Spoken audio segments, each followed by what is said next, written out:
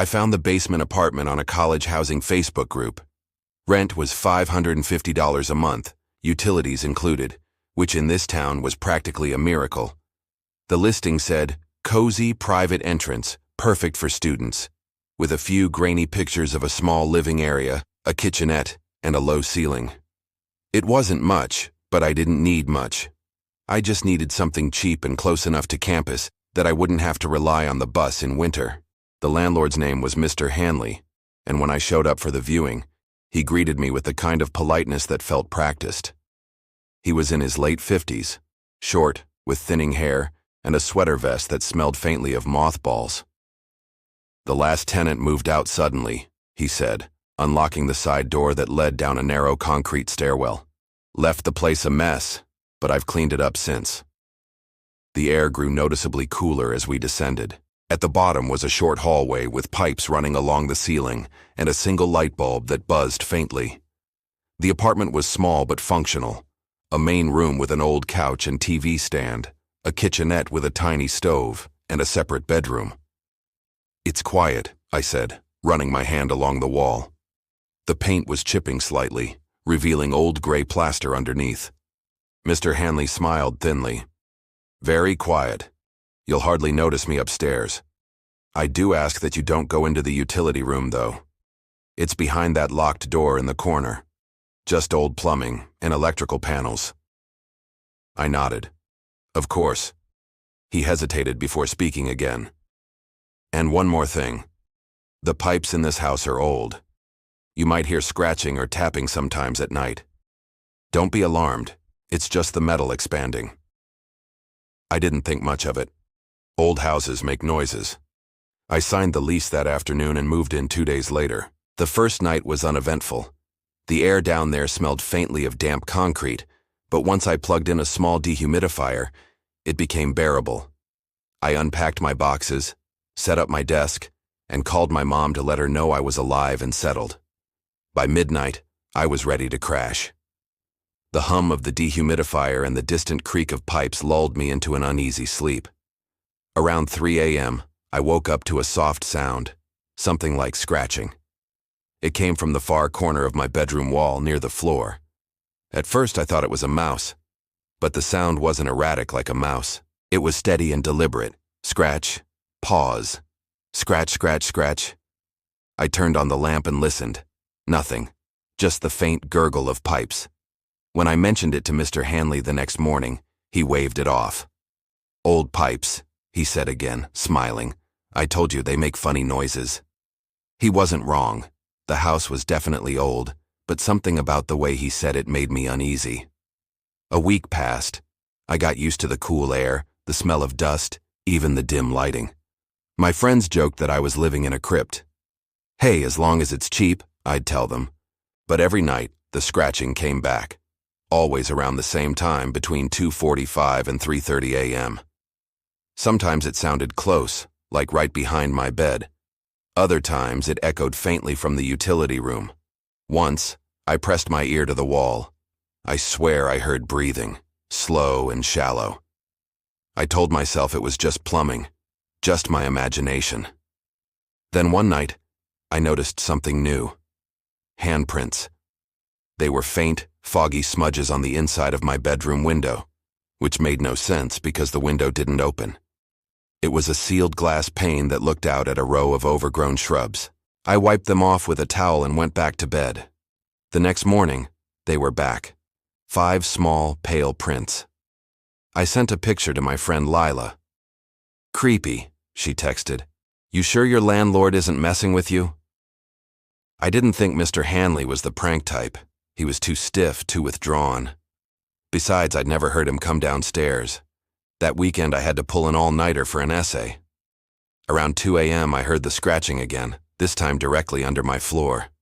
I froze, listening. Scratch. Scratch. Then a low, dragging sound. My heart hammered in my chest. I grabbed my phone, turned on the flashlight, and crouched by the vent near my bed. The sound grew louder for a second, then stopped. Mr. Hanley, I called, even though it was ridiculous. Nothing. Then from behind the vent, a whisper. Aaron. I stumbled back so fast I hit my desk. My phone clattered to the floor, and the light went out. Silence. When I turned the flashlight back on, the vent was just a vent again. I didn't sleep the rest of the night. The next morning I marched upstairs and knocked on Mr. Hanley's door. He answered in a bathrobe, looking groggy. "There's something wrong with the apartment," I blurted out. "I heard someone said my name last night." He blinked, then sighed. "Miss, it's an old house. Sounds travel strangely. You're not the first tenant to think they hear voices. Lack of sleep, maybe. You're studying hard, right?" "I know what I heard." He just smiled, thin and patient. "I'll take a look at the pipes later today, don't worry." But he never came down. By the next night, the scratching was back, but different.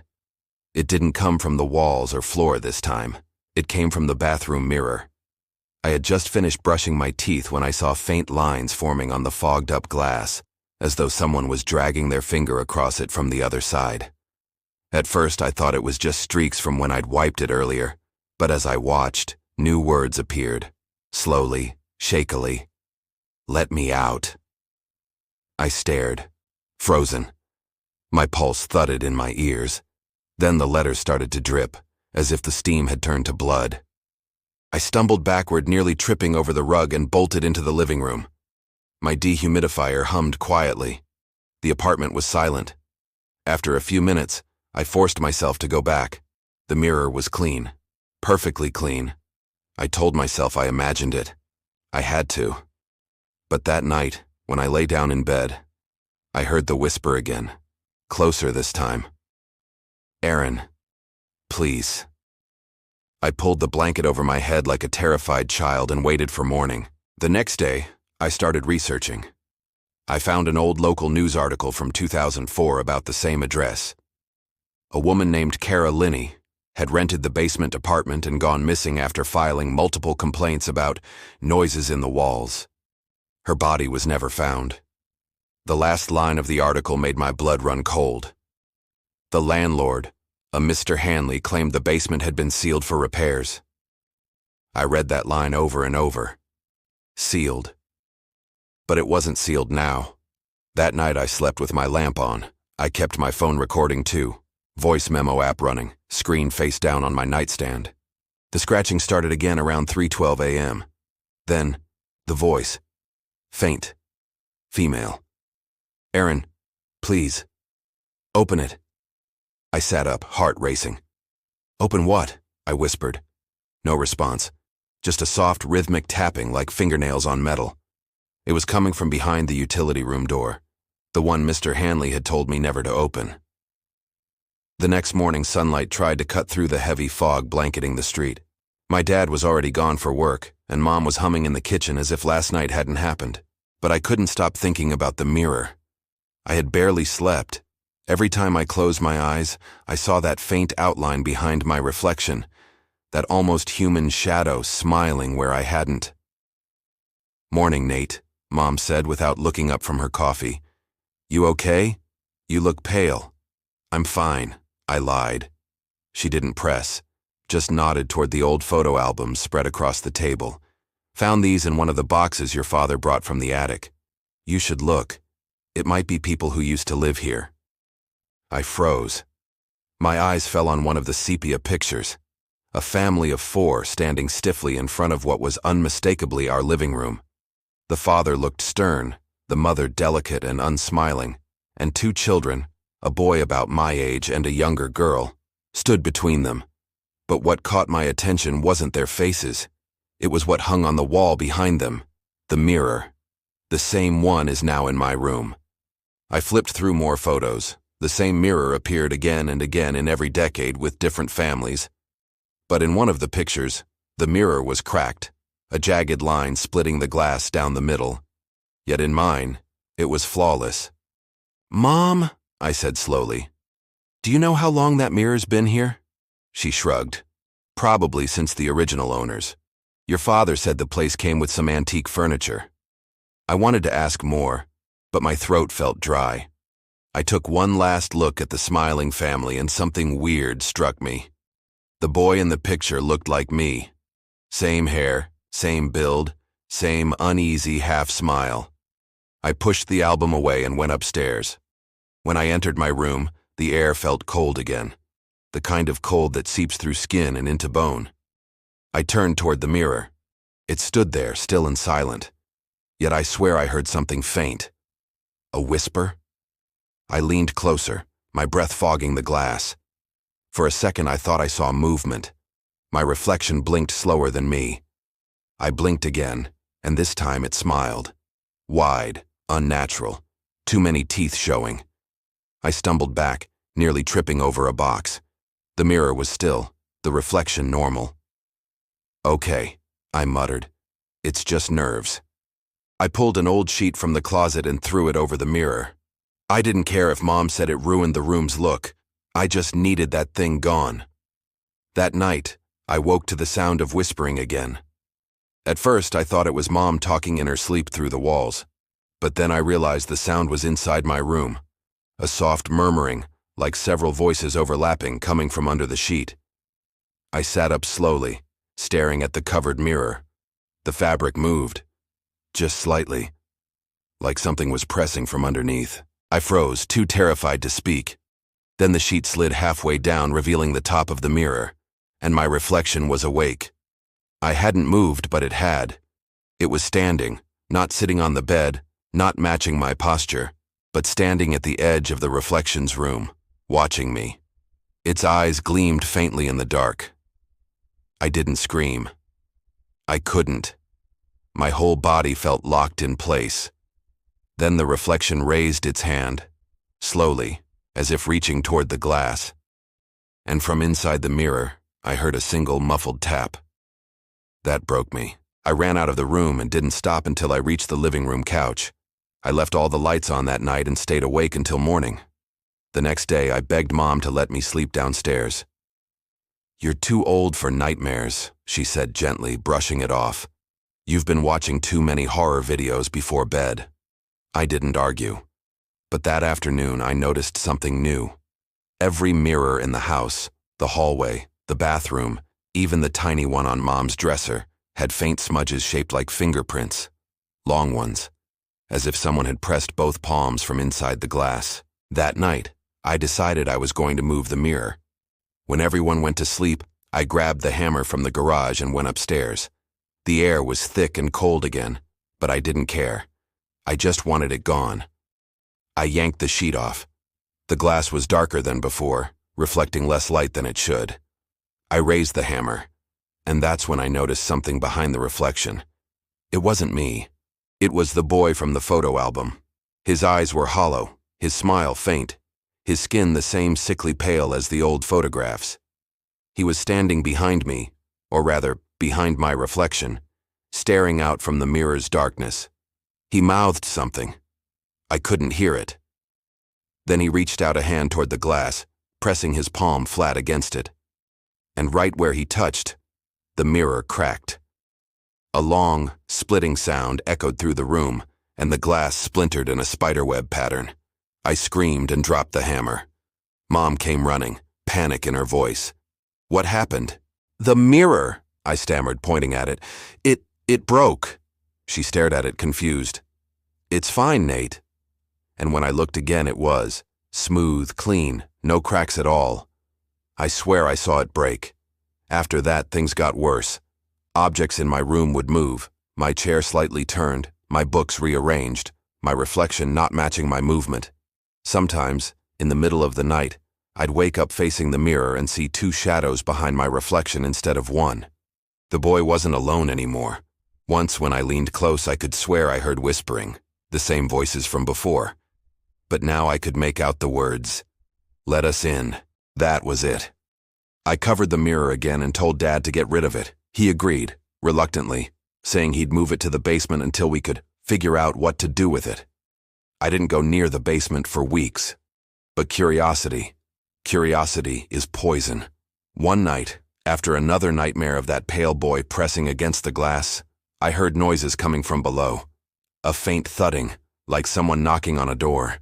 Except it wasn't from the front door. It was from the basement. I crept down the stairs, every board creaking beneath me. The basement door was slightly ajar, cold air seeping through the crack. The knocking stopped. I pushed the door open and saw the mirror leaning against the far wall. The sheet that had covered it was gone. The basement light flickered, and then I saw it. My reflection was there, but behind it. The boy again, closer now, his face right against the glass, and beside him, the faint outline of a girl, both smiling, both staring directly at me. Before I could react, the light flickered off completely, and in the darkness, I heard whispering right behind my ear, not from the mirror this time, but from the air itself. You shouldn't have looked. When the light came back on, the mirror was cracked. But something else was different. There were handprints on the inside of the glass, small ones like a child's, pressed against the surface, and in my reflection, I wasn't alone anymore. The morning after the basement incident, I didn't tell anyone what happened. What was I supposed to say? "Hey Mom, Dad, I saw dead kids smiling at me through a haunted mirror." No one would believe it, but things weren't the same anymore. Every mirror in the house felt wrong. When I brushed my teeth, my reflection's eyes lagged a second behind. When I walked by the hallway mirror, I'd catch a flicker of movement just as I passed, as if someone stepped out of sight. I started avoiding them entirely. I showered with the lights dimmed, kept my head down while walking past the bathroom mirror, and even covered the TV at night because I could see my reflection in the black screen. But the mirror in the basement kept calling to me. I could feel it. Not just fear, but this strange pull, like it wanted me to come back. And every night I heard those faint taps echoing through the floorboards. 3 slow knocks, then silence, then whispers. A week later, everything got worse. It started when my mom came into my room looking concerned. "Nate, have you been in the basement again?" "No." "Then how do you explain this?" She stepped aside and I saw it. The sheet that used to cover the mirror was now draped over my desk chair. "I didn't touch it," I whispered. Mom frowned. "You must have done it without remembering. Maybe you came down for something in the night." She didn't know how wrong she was. That night, I dreamed of standing in front of the mirror again. Only I wasn't in my own reflection. I was inside it. The air felt thick and cold and the world around me was drained of color. Everything was gray. The basement looked the same but twisted, the walls warped like melted wax. Then I saw them, the boy and the girl. They stood a few feet away watching me. The boy spoke first, his voice quiet and echoing like it came from underwater. "You can see us now." I took a step back. "Who are you?" "The ones who were forgotten," he said. "The ones who stayed." The girl tilted her head. Her hair floated slightly like she was underwater too. "You looked," she whispered. "So now, you belong here." I turned and ran. My footsteps made no sound, and when I looked behind me, the boy and girl were suddenly closer, gliding without moving their legs. Then the boy said something that made my blood freeze. "She wants you to come through." I stopped. "Who?" Before he could answer, something yanked me backward, a force like icy wind. The gray basement began to crumble, and I woke up in bed drenched in sweat. My alarm clock said 3:33 a.m., and on my window, second floor, same as before, were 2 small handprints. I couldn't ignore it anymore. I needed answers. The next day after school, I went to the library. I found old newspaper archives about the house. Hawthorne House, built in 1921. One article from 1974 caught my eye. Tragedy at Hawthorne House. Siblings found dead in mysterious fire. Residents were shocked when a fire broke out in the Hawthorne residence, claiming the lives of 2 children, Thomas and Eliza Hawthorne, aged 10 and 8. Their parents escaped but insisted that their children were trapped on the other side. Authorities reported no signs of forced entry. Curiously, the fire seemed to have originated near an antique mirror in the basement. The same mirror that had been in the family for generations. My hands shook as I read. The photo of the siblings next to the article, Thomas and Eliza, looked exactly like the kids from my reflection. I almost dropped the paper. That night, I told myself I wouldn't go down there again. But fear is strange. It feeds curiosity. Around midnight, I found myself standing at the top of the basement stairs, flashlight in hand. The air felt colder than usual, heavy with dust and something else, something metallic, like rust or blood. The mirror waited at the far wall, uncovered again. As I stepped closer, my flashlight flickered. The reflection was darker than the room itself, like the glass was a window into somewhere else. And then I saw her. A woman's shape, tall, faint, standing behind the children. Her face was hidden in shadow, but her voice filled my head, soft and smooth.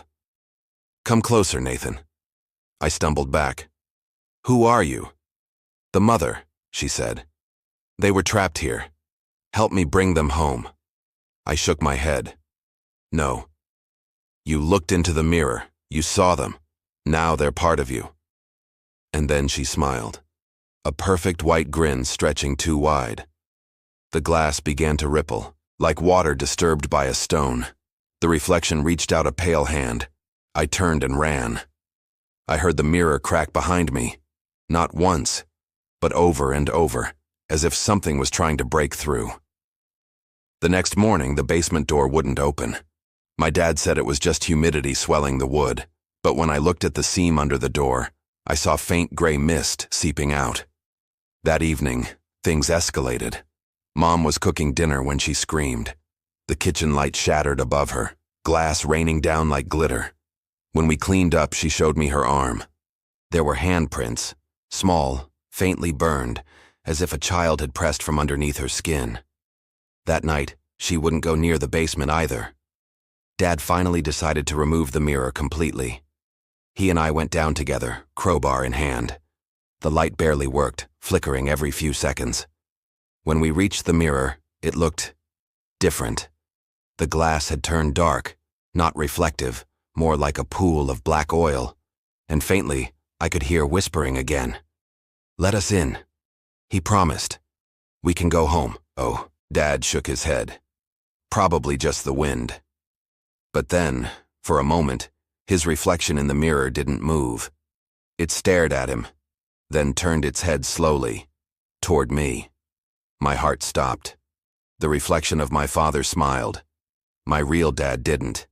And before either of us could react, the mirror exploded. The sound was like thunder in a cave. Shards flew everywhere, slicing my arm and cheek. When I opened my eyes again, the entire surface was shattered, but the glass didn't fall. It stayed suspended in the frame, like frozen water. From the cracks, gray mist poured out, and I heard children laughing. Dad grabbed me, shouting, "We're getting out of here!" But as we turned, I glanced back, and through the broken mirror, I saw something I'll never forget. The boy and girl were standing in our reflection of the basement. Behind them, the woman, the mother, was holding their hands. And behind her was I. Not my reflection. Another me. Standing, smiling, eyes empty. Then the mirror imploded, sucking everything, light, sound, warmth, into its dark center. When I woke up, it was morning. I was lying on the living room couch, my head bandaged. Mom said the mirror had shattered completely, and Dad had thrown it out back. For a few days, things seemed normal again. The house was quiet. The air didn't feel heavy anymore. Until last night. I was getting ready for bed when I noticed something in the corner of my room. A piece of glass, small, jagged, sitting on my dresser. I didn't remember putting it there. And when I looked into it, just a tiny reflection, I saw the boy smiling. Only this time he whispered something new. "We're not in the mirror anymore." That was the last night I slept in Hawthorne House. We moved 2 weeks later. But sometimes, in the dark corners of new mirrors, TV screens, or even puddles after rain, I see them. Thomas, Eliza, and the woman behind them. Still smiling, still watching. And sometimes, when I'm not careful, my reflection smiles first. If you ever find a mirror that doesn't quite show what's really there, don't look twice. Some reflections aren't meant to be seen. Thanks for watching another real horror story from Mindtrap Files. If this story gave you chills, hit that like button. It helps the channel grow and brings more terrifying stories your way. Subscribe for weekly real horror tales that make you question what's real and what's waiting in the dark.